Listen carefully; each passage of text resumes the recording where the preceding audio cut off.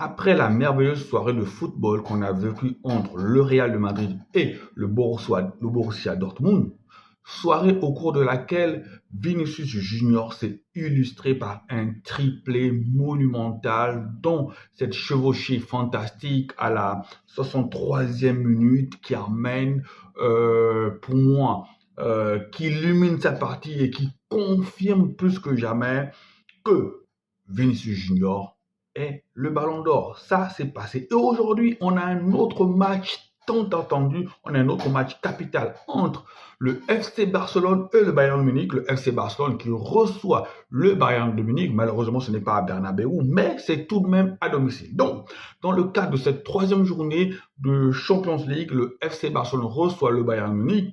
Le Barça et le Bayern Munich sont à égalité avec un même nombre de points. Ce qui est sûr, c'est que ce match-là est déjà vital, ce match-là est déjà capital.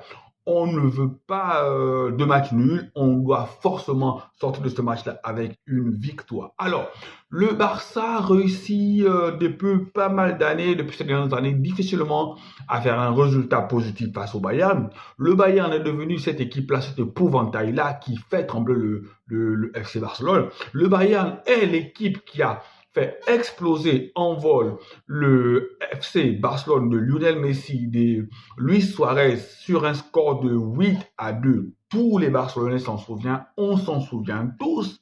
Mais aujourd'hui, la donne a changé. On a une nouvelle équipe, on a des nouveaux joueurs qui ont intégré. C'est une jeunesse dynamique, c'est la jeunesse au pouvoir avec quelques joueurs d'expérience au FC Barcelone. Et de l'autre, tu as l'ogre bavarois qui a toujours ces ambitions-là de jouer les premiers rôles sur le plan sur la scène européenne. Tu as un Harry Kane qui n'est plus à présenter. Tu as un Harry Kane qui est un véritable neuf, un neuf de classe mondiale. Tu as un Michael Olise qui est un joueur aussi qui montre et qui a montré beaucoup de bonnes choses. Tu as un Coman qui peut qui peut avoir des fulgurances offensives. Tu as un Gnabry qu'on n'est plus à présenter et tu as l'inusable Thomas Müller et dans les buts tu as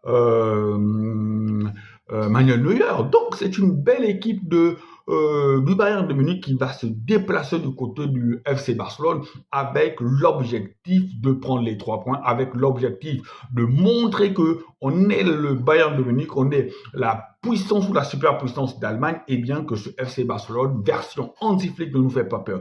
De l'autre côté, les atouts on les connaît. On a Lamine Yamal qui marche sur l'eau, on a un Robert Lewandowski qui marque but sur but, et on a un Rafinha qui prend une nouvelle importance dans cette équipe du FC Barcelone. On a une défense qui joue très bien le hors-jeu. Voilà, on a un milieu de terrain, Marc Casado, Pedri et je pense on peut mettre qui à la place, peut-être Eric Garcia, parce que je pense que Olmo est trop court.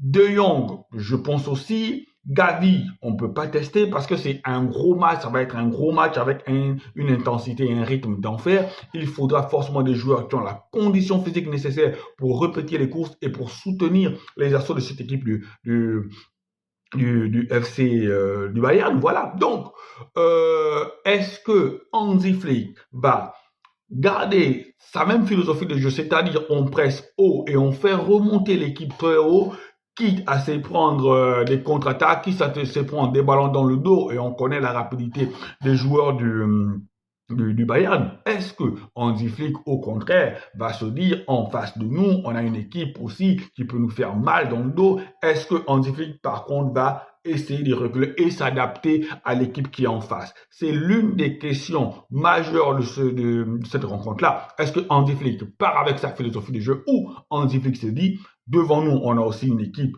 potentiellement dangereuse, une équipe qui peut potentiellement nous faire mal, et on s'adapte, on arrête de jouer le hors-jeu à outrance. Voilà, parce que là, en face, vous avez deux mastodontes, vous avez deux équipes à la capacité de nuisance intéressante.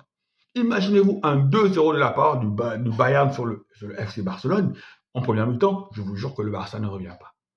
Le Barça ne revient pas parce que ce n'est pas, je pense que même sous Hansi Flick, ce n'est pas une équipe avec un ressort psychologique élevé. Le Barça, c'est une équipe qui doit contrôler le match. Le Barça, c'est une équipe qui doit avoir la main mise sur le match. On l'a vu sur la défaite contre Osasuna. Même si l'équipe était remaniée, mais paradoxe, fondamentalement, le Barça, c'est pas une équipe qui a un ressort psychologique très fort. C'est pas une équipe qui aime avoir une équipe qui met en face d'elle une équipe qui met un impact physique important. Non, le Barça, c'est une équipe qui aime avoir la possession, qui aime dicter le tempo du match. Le Barça, c'est une équipe qui aime avoir la maîtrise du match. Et donc, si le Barça, première mi-temps, dans les 15 premières mi-temps, arrive à mettre 1, 2, si le Barça arrive à marquer les premiers, le match va se dérouler relativement sans accroc. L'un des duels que j'aimerais bien voir dans ce match-là, c'est comment Lamine Yamal, qui martyrise toutes les défenses de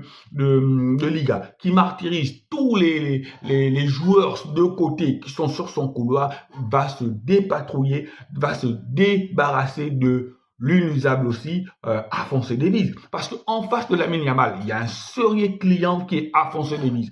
Est-ce que la relation Jules Koundé, Lamine Yamal va donner l'autonomie à Alphonso Davies? Eh bien, on le verra dans ce match-là aussi. Après, tu as Robert Lewandowski. Est-ce que aussi Hansi Flick doit partir sur le même classement qu'il a permis de disposer de Séville, c'est-à-dire avec en milieu de terrain Pedri, Marc Casado et Rafinha, oui, Rafinha. Après, tcha, Ansu Fati. Voilà, est-ce qu'il faut donner la chance à Ansu Fati dans ce match-là aussi? Non, je pense que peut-être il va partir sur un 4-3-3 classique avec Iñaki Peña, je pense, dans les buts, parce que Chesney, on ne peut pas tester Chesney dans ce match-là. Est-ce qu'il est en forme? Voilà, n'oublions pas que c'était un pré-retraité. Donc, ça va partir plutôt sur Iñaki Peña. Sur les côtés, on aura forcément l'inusable Jules Koundé et Baldé. En milieu, plutôt en défense centrale, on aura Koubarsi et Inigo Martinez. Après, je pense qu'on aura du Eric Garcia, Pedri, Marc Casado, et on va partir sur Lamine Yamal, Rafinha et Robert Lewandowski. Je pense que cette équipe-là que Hansi Flick va aligner, je pense que cette équipe-là est à même de faire un résultat contre ce Bayern de Munich-là, mais qu'à cela ne tienne, peu importe ce qui va se passer, nous, on veut voir du spectacle. Du spectacle comme ce que nous a proposé le Real de Madrid face au FC Barcelone. On veut un match avec de l'intensité, on veut un match avec une dramaturgie, on veut un match avec de l'intensité, on veut un match avec une histoire à raconter plus tard. Lamine Yamal doit nous montrer ce que nous a montré pendant l'Euro. Lamine Yamal doit être entreprenant. Lamine Yamal doit surpasser, doit se révéler encore plus, parce qu'il est déjà révélé, il est champion d'Europe. Mais là, Lamine Yamal doit se révéler encore plus. Lamine Yamal doit nous montrer que, avec la performance qu'il va faire aujourd'hui, c'est un joueur qui, potentiellement, un jour, peut rêver, peut espérer avoir le ballon d'or. Allez, ciao, ciao.